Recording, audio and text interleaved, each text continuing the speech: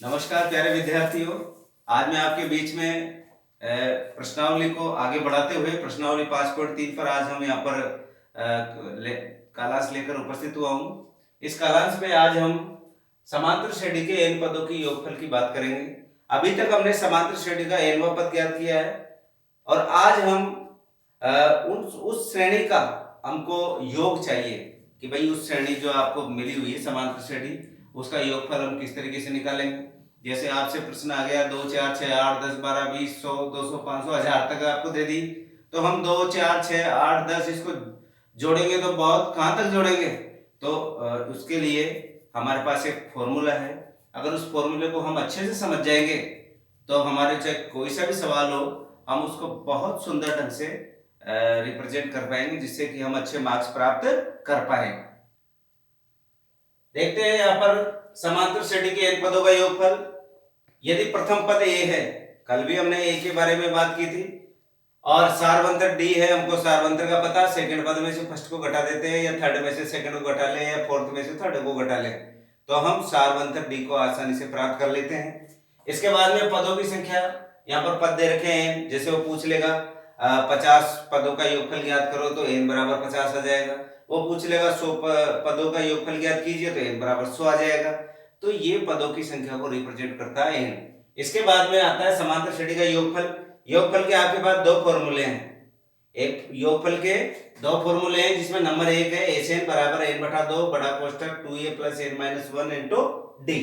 यहाँ पर एस जोड़ को प्रदर्शित यानी योगफल को प्रदर्शित कर रहा है कितने पद, जैसे 50 पद तो यहाँ पर 50 लिख देंगे। फिर n बटा 2, n की वैल्यू जैसे आपको दे दी 50 तो यहाँ पर 50 लिखेंगे। 2a, दो तो आएगा ही आएगा, उसके साथ ए को बोलते हैं पहला पद, जो भी पहला पद होगा उसको यहाँ पर लिखेंगे, प्लस n माइनस 1, जो भी 50 पद है तो 50 लिखेंगे, 50 माइनस 1 लिखेंगे। डी आपको पता है सारवंतर होता है, सारवंतर हम यहाँ पर लिखते हैं। इसके बाद में Sn बराबर n बटा 2 a प्लस an, ये भी एक छोटा फॉर्मूला है। यदि आपको n नहीं देके अंतिम पद दे दे, अंतिम पद से तात्पर्य अंतिम पद को बोलते हैं एल। क्या बोलते हैं अंतिम पद को? एल बोलते हैं। यदि एल आपको दे रखा है यानी अंतिम पद, और एल को एन के रूप में प्रदर्शित करते हैं। एन का फॉर्मूला आप जानते हो कि A plus N minus 1 into D होता है। अब देखिए मैंने जो आपका फॉर्मूला है, आपका जो फॉर्मूला एन बटा 2 बड़ा कोष्टक इस ए को 2a में है तो a प्लस ए लिख सकता हूं मैं, plus n minus 1 into D. यहाँ पर मैंने लिखा है, इसका मान क्या होता है? इसका मान होता है an। मैंने इस पूरे की जगह an लिखा तो n बटा 2 बड़ा कोष्टक a प्लस an, यही किसका फॉर्मूला आ गया? Sn का। इस तरीके से फॉर्मूला बना। एक्चुअल में फॉर्मूला यही है, बस फर्क इतना सा हमने an यहाँ से an निकाल कर और ये an यहाँ पर लिखा। तो आपको इन फॉर्मूलों की अच्छे से जानकारी अगर हो जाती है तो आप बहुत आसानी से इन प्रश्नों को हल कर जाओगे। प्रश्न की बात करते हैं। अब यहाँ पर आपके पास प्रश्नावली 5.3, प्रश्नावली 5.3 का क्वेश्चन नंबर पहला। क्वेश्चन नंबर पहले में बात कर रहा हूँ निम्न समांतर श्रेणी का योगफल ज्ञात कीजिए। आपको योगफल ज्ञात करना है। योगफल ज्ञात करने का मैंने अभी भी आपको एक फॉर्मूला बताया है। आपको ये पता लगाना है कि उसमें पहला पद दे रखा है, डी दे रखा है और n दे रखा है, तो पहले वाला फॉर्मूला लगा देते हैं। यदि a दे रखा है और आपको n दे रखा है और अंतिम पद दे रखा है तो वो दूसरे नंबर का फॉर्मूला हमको उपयोग में लेना है। यहाँ पर देखिए 1 3 5 7 डॉट डॉट डॉट 12 पदों तक, कितने पदों तक? 12 पदों तक हमको निकालना है। तो हल यहाँ पर लिखेंगे। हम जानते हैं कि हम क्या जानते हैं, हम सूत्र जानते हैं। आपको यहाँ पर सूत्र लिखना है। हम जानते हैं कि समांतर श्रेणी के n पदों का योगफल आपके पास है फॉर्मूला Sn बराबर n बटा 2 बड़ा कोष्टक 2a plus n minus 1 into D. ये आपके पास फॉर्मूला है। अब आपको पहचानना a की वैल्यू क्या है, n की वैल्यू क्या है, d की वैल्यू क्या है। यहां a बराबर, a की वैल्यू देखिए, पहला पद को a बोलते हैं, प्रथम पद a बराबर आपके पास 1 है, डी, डी को बोलते हैं सार्व अंतर।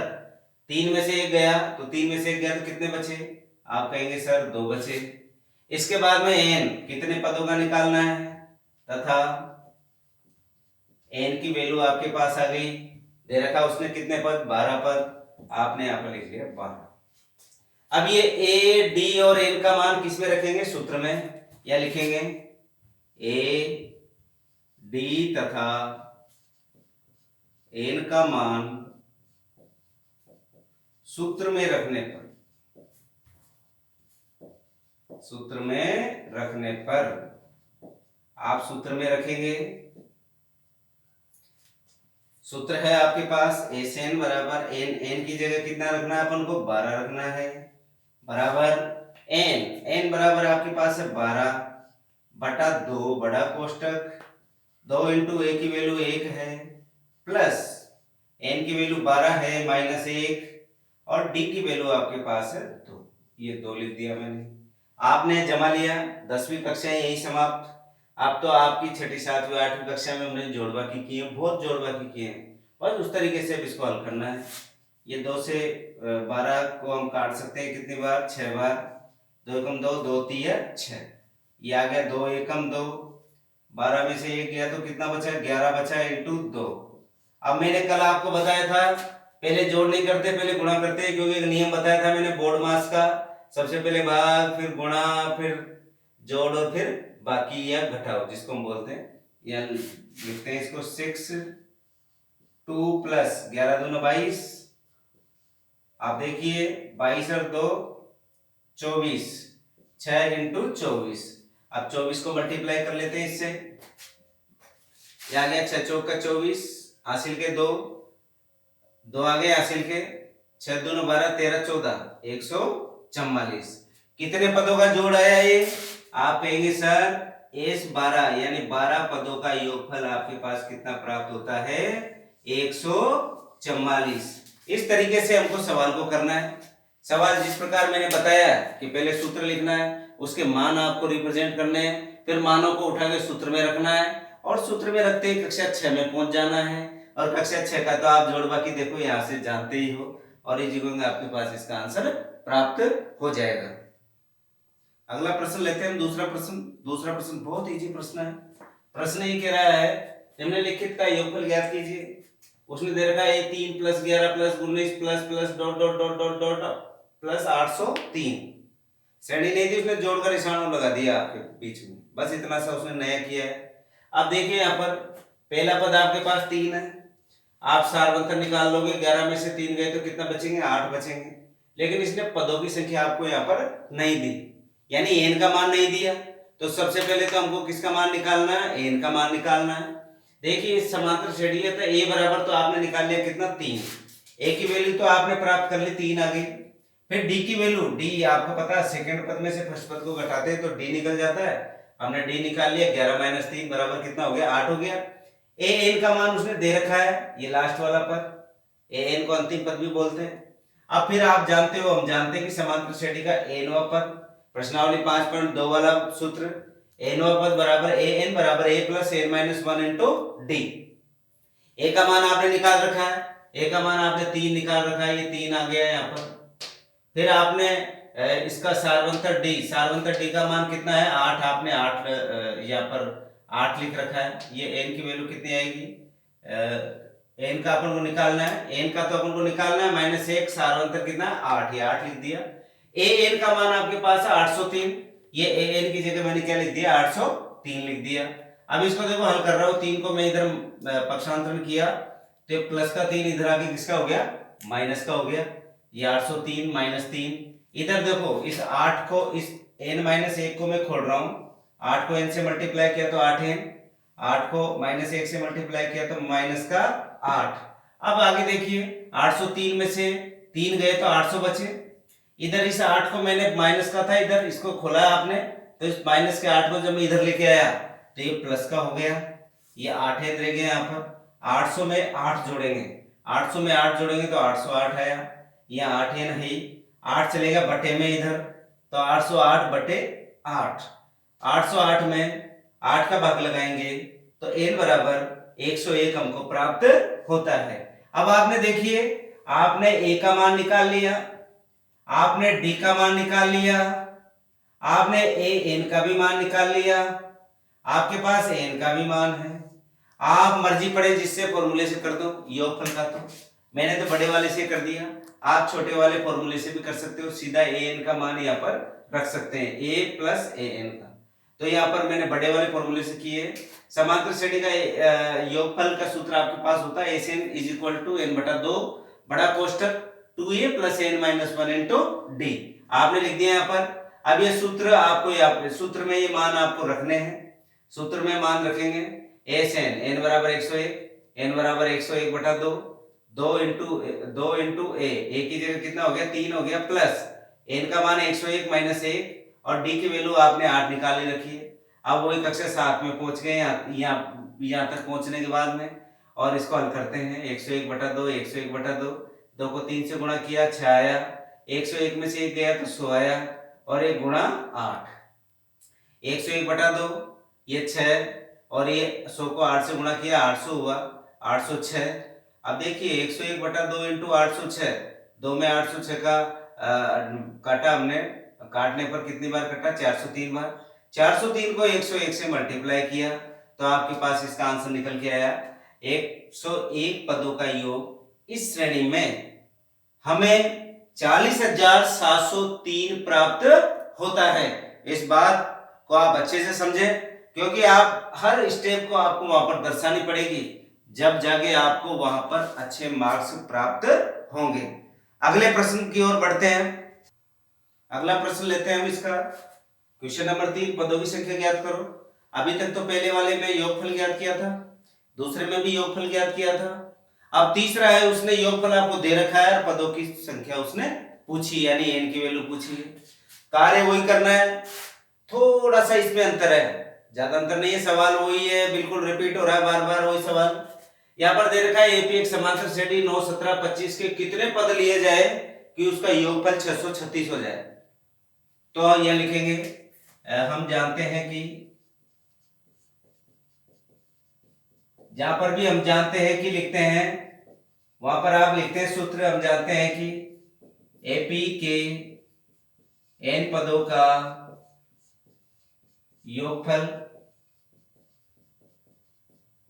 एस एन बराबर एन बटा 2 बड़ा कोष्टक 2a plus N minus 1 into D, ये होता है।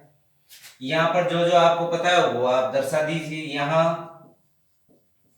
आप कहेंगे सर ए बराबर तो हमको पता है कितना है 9, आपने 9 बताया।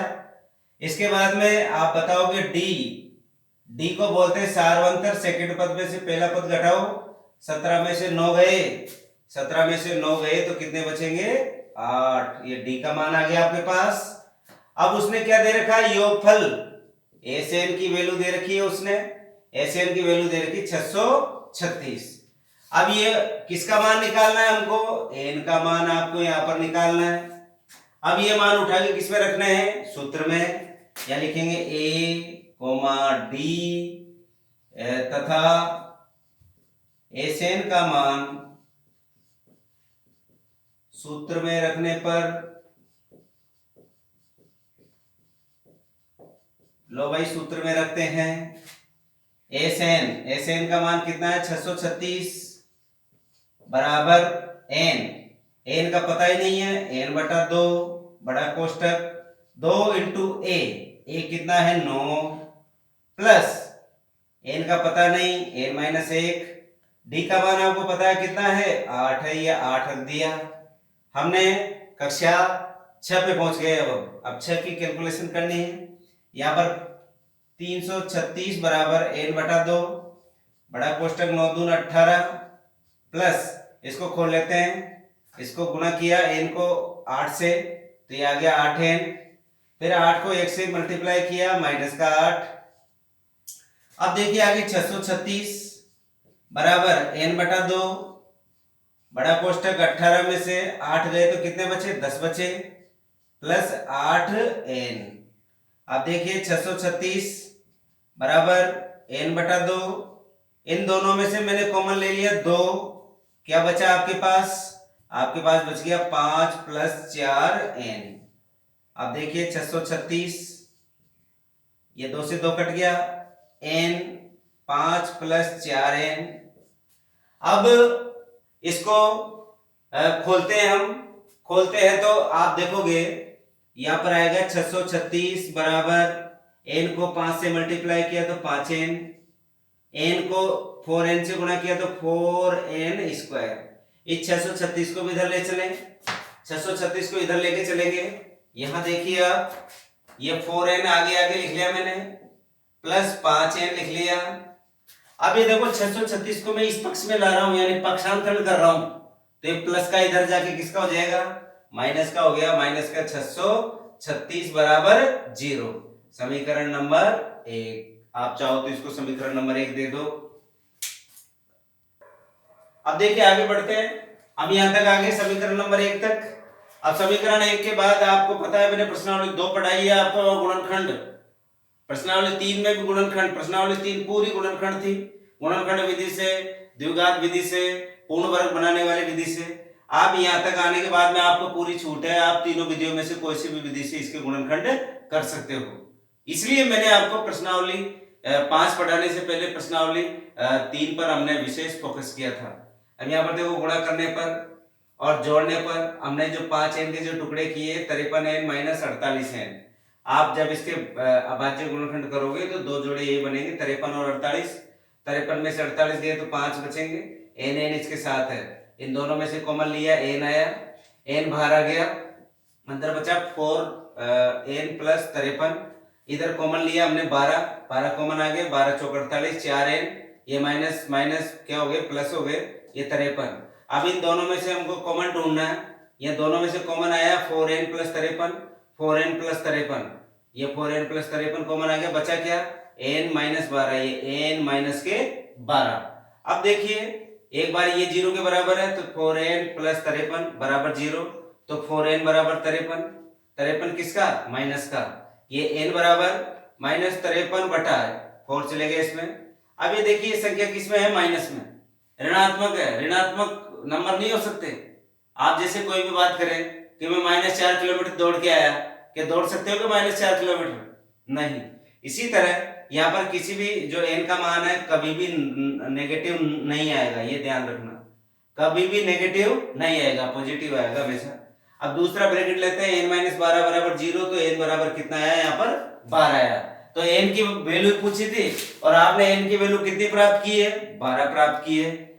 आप देखिए ये प्रश्न, ये 10वीं यहां तक है, ये कक्षा 10 के बाद में कक्षा 6, कक्षा 6 के बाद में ये 10वीं का ये आपका आ गया, कौन सा, लेसन 3 वाला लेसन, ये लेसन 3।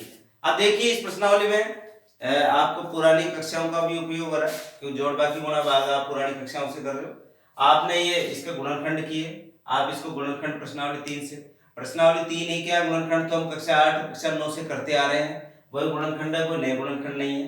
बस थोड़ा सा आपके मस्तिष्क में इसका पैटर्न आ जाना चाहिए कि हम सवाल को किस तरीके से बहुत अच्छे से कर सकते हैं। अगले प्रश्न की ओर बढ़ते हैं। अगला प्रश्न लेते हैं, आपके पास क्वेश्चन नंबर 4 है, परीक्षा में पूछा गया है, बोर्ड परीक्षा में पहले आ चुका है प्रश्न, इसको आप अच्छे से पढ़ना है अपन को इसको, क्योंकि परीक्षा की दृष्टि से पहले आ चुका है, इसलिए अभी महत्वपूर्ण होगा ये। यहाँ पर दे रखा निम्नलिखित श्रेणियों के पहले 25 पदों का योगफल ज्ञात करना है, यानी n का मान उसने 25 दे दिया और an बराबर दे रखा 3 + 4n।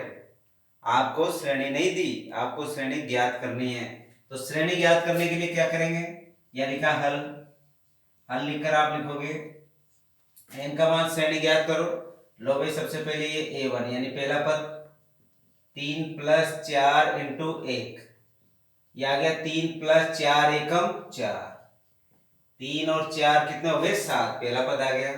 अब कौन सा पद ज्ञात करेंगे, दूसरा पद a2 बराबर 3 + 4 × 2, लो 3 + 4 दूना 8, 8 और 3 11, ये दूसरा पद ज्ञात कर लिया।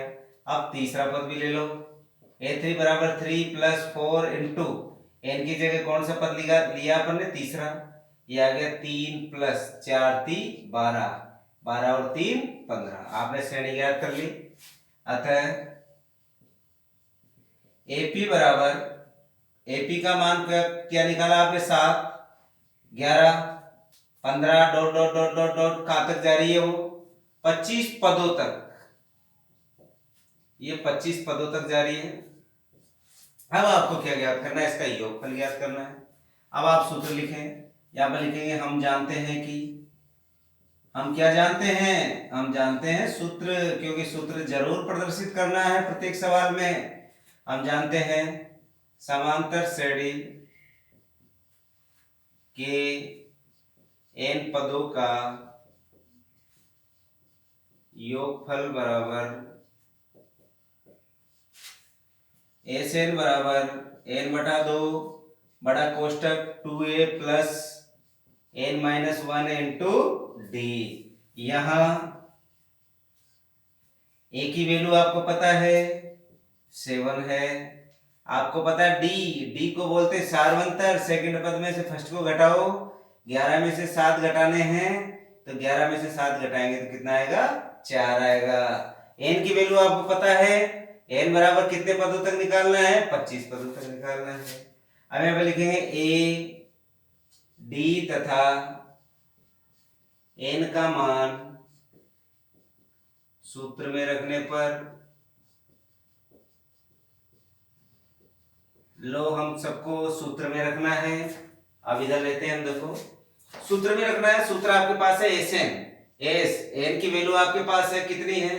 25। ये 25 लिख दिया मैंने यहाँ पर, बराबर n बराबर 25 बटा 2 बड़ा कोष्टक 2 इंटू a की वैल्यू आप देखिए कितना है यहाँ पर? 7 प्लस n है आपके पास 25 माइनस 1 कोष्टक बंद इंटू डी की वैल्यू आप बताइए।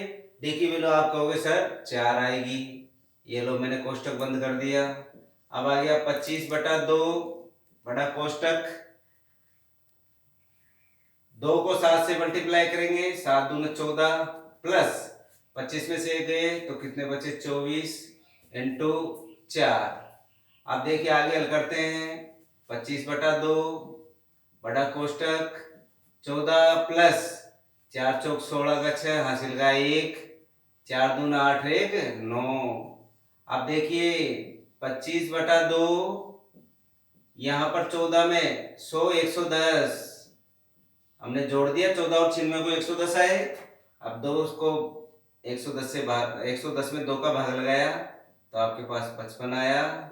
अब 55 को गुणा करना है 25 से, 25 पंजे 125 के 5 हासिल के 12, 25 पंजे 125 10 135 36 37 तो कितना हो गया? 137।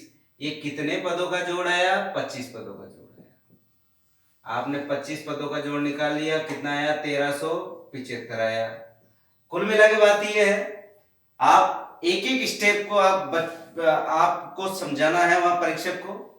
आपको पता है अगर आप नहीं लिखोगे सीधे, आपने 7 11 15 और सीधा सूत्र में टिका दिया और आंसर ला दिए, आपको बिल्कुल आप बाई पैटर्न चले, बाई चैनल चले तो आपका प्रश्न गलत नहीं होगा, ये मेरा मानना है। अगर आपने सीधे आपने एक एक स्टेप अगर वहां पर नहीं दर्शाई तो हो सकता है कि आपको थोड़ा अंक बाद में गड़बड़ हो जाए, वो 3 की जगह 2.5 दे जाए, 2 दे जाए परीक्षक। क्योंकि आपको परीक्षक को समझाना है कि मैंने इस तरीके से इस प्रश्न को हल किया है। आज आपने मेरे इस वीडियो को देखा, उसके लिए आप बहुत धन्यवाद के पात्र हैं। आप नियमित देखते रहें और मेरे इस चैनल को लाइक और सब्सक्राइब जरूर करते रहें, जिससे कि मेरे जो वीडियो है आपके पास समय समय पर पहुंच सके, यानी नियमित तौर पर आपके पास पहुंच सके। मैं आपके उज्जवल भविष्य की कामना करते हुए धन्यवाद।